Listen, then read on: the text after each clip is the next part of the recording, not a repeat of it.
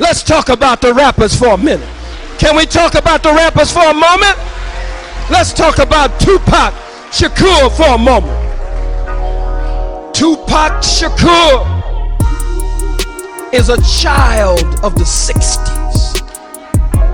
Tupac Shakur, born out of the spirit of the revolution of the 60s.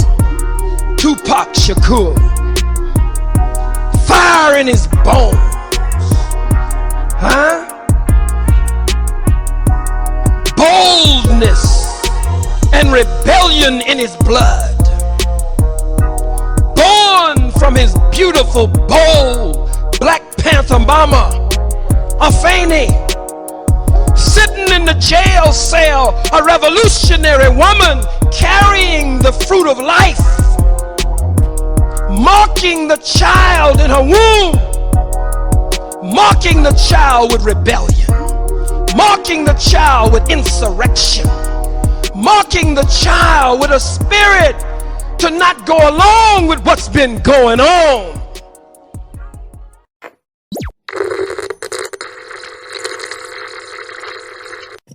Beat me, young G, with a gift to gab. Killer. Niggas be on point, game tight. Holla. I would never think that Suge Knight would approach camera. Was this the first time you ever met Suge Knight and he did this? Yeah, it's a fact. So, me and my man Tito, we was coming out the club, and my other man Jacob York was there, and he was like, "Yo, Suge is over there. He want to speak to you." But you know, Suge is Suge. You know, he had a, he'd been around longer than I have at that particular time, and Come Home With Me, it just came out. So sizzling right now. Yeah, it was sizzling. So, and you know, I'm coming off a Rebound album, Leave a Epic, joining Rockefeller, so on and so forth. So when I left the club, my man Jacob's like, "Suge over there, you want to speak to?" I'm like, "Suge Knight?" He's like, "Yeah." I'm like, "All right, tell him to come in." So he comes over, he's like, "Yo, what's up?" I'm like, "Yo, what's up, bro? How you doing?" He like, "I'm good, but you owe me some money." And I'm like, "Yo, what you talking about, man?" He's like, "Nah, you owe me some money. You used that Tupac beat on your album. That's my beat." And I'm like, "Well, Daz came to the studio and played it over. Daz Dillinger, shout out to Daz. Shout out to Daz. Yeah, Daz came and played it over. He's like, "Well, Daz ain't got no say-so. That's my beat, and you owe me money." And I'm like, "Hey, yo, bro, I ain't giving you no bread. What's poppin'?" He like, "Well, I tell you now, I fuck niggas up on giving you money." So now my man's starting to flinch. He like, what? Yeah, so I'm like, "Yo, I fuck niggas up too. What we doing? What's poppin'?"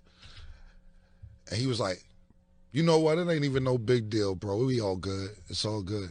That's the end of the story. He walked away. He must have think he was I know he was probably like, is this guy trying to try me with? Nah, I just think, I don't know him that well, so I'm not going, and he's in jail going through whatever he's going through, so I'm not going to try and shit on his name or nothing, but I just thought that he probably thought we'd be intimidated and prey on that, and I wasn't intimidated because it's something we could have handled business-wise, but just 3 in the morning outside, or whatever, so 2 in the morning outside the club in L.A., and it was just more of a street situation, and we with that, you know what I'm saying? Yeah. So if it was business, we could have called me tomorrow and discussed it, and we could have handled it the right way, but be honest, he ain't even trip after that. He just walked away. Only Gab can do it like this. Yo, YouTube, what up? It's your homie Gab, I'm in the building. And this is Machiavelli Media. So, in the mid-2000s, early 2000s, reality had hit Suge Knight very hard. Really hard, should I say. You know, he was coming to grips with the fact that he had lost Tupac for good. He had lost Death Row Records for good. He was stripped of all his power. Suge Knight was stripped of all his money, all his fame, the mystique, the fear, the soldiers, chain of command, all that. He lost from his grips. And this video right here was just a small indication of what I'm talking about. Now, granted, why did Suge step the camera on? It could have been one or two things, or it could have been both.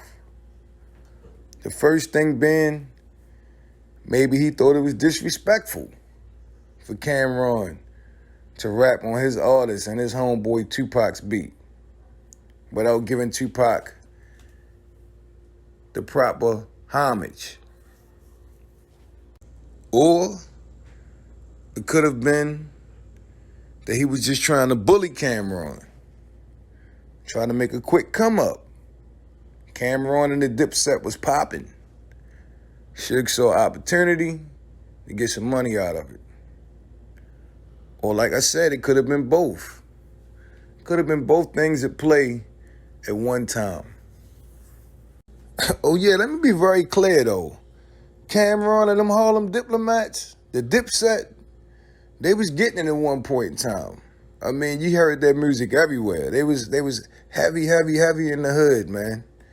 And, you know, Cam was making power moves, you know, with Jules and Jimmy, and their whole movement was serious. It was buzzing one time, you know, and I don't think Suge liked the fact they was claiming certain sets, that gang affiliation, you know what I mean? And Suge, like I said, Suge had lost everything, and he watching these guys bubble. And Cameron goal was to always to do it independently anyway, you know, before they signed with The Rock and all of that. So, I mean, you know, it could have been a multitude of reasons why Suge stepped to Cameron. And Cameron's on a mission. This happened. But one thing, I don't think that Cameron meant any disrespect to Tupac by using the Ambition as a rider beat. Matter of fact, I heard on different occasions that different members of the Dipset gave Tupac his props. Jim Jones said Tupac inspired Ballin', you know, probably his biggest song. Jules Santana always showed Tupac love because he considers Tupac to be a straight up Harlem nigga. So, I mean, I don't know, man. But Suge was the type of guy, if he had you on his radar, or if he thought it was something weak about you, or it was something that he didn't like about you, he was coming.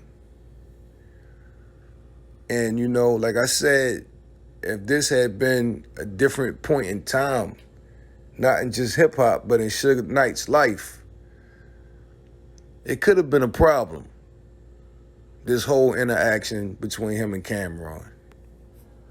I mean, we seen Suge straight up get guys to sign over the rights to their music out of fear, like Vanilla Ice, and probably countless other people that we don't know about. But, you know, Cameron shared this story. Imagine how many people don't tell what happened between them and Suge Knight. I don't know.